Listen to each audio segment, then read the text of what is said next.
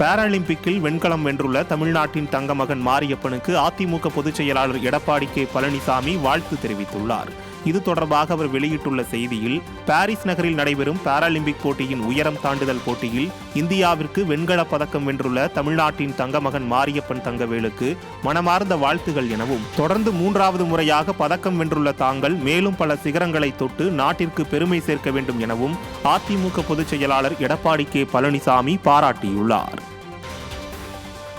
சென்னை பொத்தேரியில் போதைப்பொருள் வழக்கில் விசாரணை செய்யப்பட்ட கல்லூரி மாணவர் தற்கொலை செய்து கொண்டுள்ளார். சென்னை SRM கல்லூரியில் கடந்த சில நாட்களுக்கு முன்பு போலீசார் நடத்திய சோதனையில் போதைப் பொருட்களை பயன்படுத்திய மாணவர்கள் கைது செய்யப்பட்டனர். இந்த நிலையில் ஜாமீனில் வெளியே வந்த தெலுங்கானாவைச் சேர்ந்த கொண்டா சீனிவாச நிக்கில் என்ற மாணவரின் பெற்றோரை கல்லூரி நிர்வாகம் கல்லூரிக்கு அழைத்ததாகவும், மேலும் போலீசாரும் மாணவருக்கும் நெருக்கடி கொடுத்ததாக கூறப்படுகிறது. இதனையடுத்து மாணவர் நிக்கில் தனது பெற்றோரிடம் போனில் பேசிவிட்டு அவர் வசித்து வந்த அடுக்குமாடி குடியிருப்பிலிருந்து குதித்துள்ளார். அவரது நண்பர்கள் அவரை மீட்டு மருத்துவமனையில் சேர்த்த நிலையில் மாணவர் சிகிச்சை பலனின்றி உயிரிழந்தார். இது தொடர்பாக பெற்றோருக்கு தகவல் தெரிவிக்கப்பட்டு விசாரணை நடைபெற்று வருகிறது. விடிய அரசு போதைப்பொருள் பயன்பாட்டை கட்டுப்படுத்த தவறியதால் இளம் தலைமுறையினர் சீரழிந்து வருவதாக பொதுமக்கள் குற்றம் சாட்டுகின்றனர்.